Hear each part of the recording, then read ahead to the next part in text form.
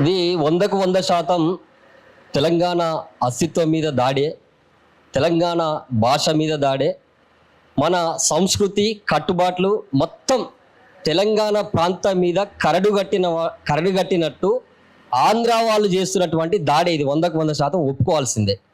ఇక ఒకసారి ఈ ఆంధ్ర వాళ్ళు తీస్తున్నటువంటి సినిమాల కథ ఎట్లుంటుందంటే, వీళ్ళు తీసే సినిమాలల్లో భాష వాళ్ళదే, సాంప్రదాయం వాళ్ళదే, సినిమా పేర్లు వాళ్ళే, గుంటూరు లేకపోతే విజయనగరం అని ఇంకేదో పేర్లు పెడతా ఉంటారు. తర్వాత డైరెక్టర్లు ప్రొడ్యూసర్లు వాళ్ళే. ఇంకొక విచిత్రం ఏంటంటే, ఒక సినిమా నడుస్తున్నప్పుడు, ఆ సినిమా షూటింగ్ నడుస్తున్నప్పుడు అందులో ట్రైన్ దిగితే కూడా గుంటూరులో దిగినట్టే చూపిస్తారన్న. అలా ట్రైన్ దిగితే కూడా గుంటూరులో దిగినట్టే చూపిస్తారు.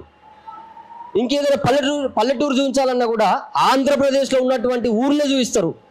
అంటే ఈ దొంగలకు తెలంగాణలోకి వచ్చి తెలంగాణలో బతుక్కుంటా, మన 4 కోట్ల మంది ప్రజలు చూస్తున్నటువంటి డబ్బులతో బతుక్కుంటా వాళ్ళు ఆంధ్రప్రదేశ్లే మొత్తం కూడా ప్రపంచవ్యాప్తంగా ప్రచారం చేసుకునే పనులు ఉన్నారు.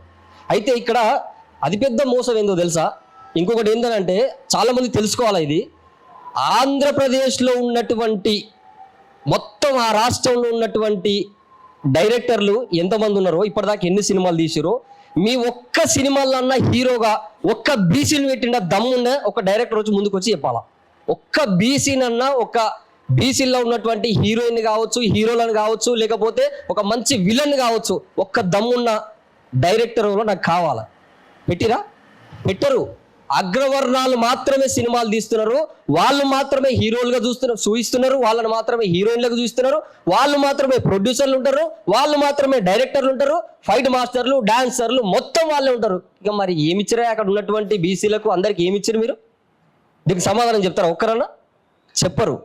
ఇక అటుపోతే అసలు నిజం చెప్పాలంటే కల్పితాలతో సినిమాలు తీయకండి, మోసాలు చేయకండి. మీకు దమ్ము ఉంటే 1000 సంవత్సరాల నుంచి 2 కులాలు అక్కడ అధికారంలో ఉంటాయి. దమ్ము ఉంటే ఇది రియల్గా సినిమా తీసి చూపించండి. అక్కడ ఉన్నోళ్ళు చూపిస్తారా? ఇది చేత కాదు.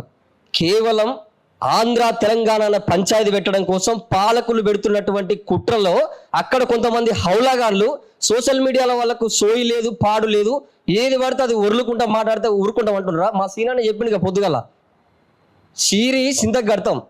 మీకు తెలియదేమో, పిచ్చిగా మాట్లాడితే ఊరుకోరు. ఇక్కడ ప్రతి ఒక్కరు కూడా తెలంగాణలో అవమానాలతోని చిన్నప్పటి నుంచెల్లే పోరాటాలు చేసినటువంటి వ్యక్తులు. ఇక్కడ మీ ఉత్తుత మాటలకు భయపడేంత సీన్ లేదు. ఇక్కడ ఒక వృద్ధుడు చెప్పిండు, వెళ్ళాక ఒక పాశం యాదగిరి సారి చెప్పిండు, ఇంకా చాలా మంది రకాన్ని కూడా చాలా మంది మాట్లాడారు. 100% వీళ్ళు కావాలనే మోసపూరితమైనటువంటి కుట్రలతో చేస్తున్నటువంటి భాగమే ఇది.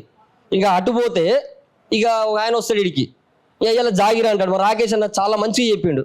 అరే అది కూడా మా లాంగ్వేజ్ అయ్యా, అన్నిటిలో మా లాంగ్వేజ్ మాట్లాడతారు. మళ్ళీ మీదికి వస్తే మాత్రం ఇక మీరేదో చేసినట్టు, లేకపోతే ఈ తెలంగాణ ఏదో. ఇంకోటి, తెలంగాణ పాటలు, తెలంగాణ సాంప్రదాయాలు కొన్ని అక్కడక్కడ వాడుకుంటా వీళ్ళు అవార్డులు తీసుకుంటారు కదా. మరి అవార్డులు కూడా మా వాళ్ళు రాసిన పాటలే కదా. అంటే ఆర్థికంగా ఎంత సంపాదించుకోవాలో అంత సంపాదించుకున్నారు, ఎంత మోసం చేయాలనో తెలంగాణలో అన్నది అంత మోసం చేస్తున్నారు. ఇక తెలంగాణకు సంబంధించినటువంటి వ్యక్తులని సినిమాలలో అవకాశాలు ఇస్తారా అని అంటే ఎమ్మటే వాళ్ళని చూసి ఆధార్ కార్డు చూడగానే రిజెక్ట్ చేస్తారు. ఇంత కుట్ర జరుగుతుంది, ఇంత మోసం జరుగుతుంది. అందుకనే ఇంకొకటి, ఇడుపు కాగితం విషయం మొత్తం సంచలనంగా మారింది. ఇడుపు కాగితం అంటే వాళ్ళకి తెలుసు అన్న. నిజం చెప్పాలంటే ఇడుపు కాగితం అంటే తెలియక కాదు, ఇవన్నీ కూడా కుట్ర. ఇది పెద్ద కుట్ర. ఇది తెలుసు వాళ్ళకు. కావాలనే తెలిసేదాన్ని ఇడుపు కాగితం అంటే 1000 సంవత్సరాల నుంచి సినిమాలు తీస్తున్నటువంటి ఈ దొంగలకు ఇడుపు కాగితం అంటే అర్థం తెలియదు అన్న. అల్పం కాకపోతే ఇది ఇడుపు కాగితం అంటే అర్థం తెలుసు, కానీ కావాలనే కుట్ర చేసుకుంటా మన తెలంగాణని ఎక్కిరిచ్చినట్టు మాట్లాడుతున్నటువంటి దొంగలకు మళ్ళీ చెప్తున్నాం, పిచ్చి మాటలు మాట్లాడి పిచ్చిగా మా యాసని, మా తెలంగాణ భాషని మొత్తం కూడా అవమానిస్తే మాత్రం ఊరుకునేది లేదని చెప్పేసి సందర్భంగా తెలియజేస్తూ నాకు ఇచ్చినటువంటి అవకాశానికి మీ అందరికీ కూడా ధన్యవాదాలు.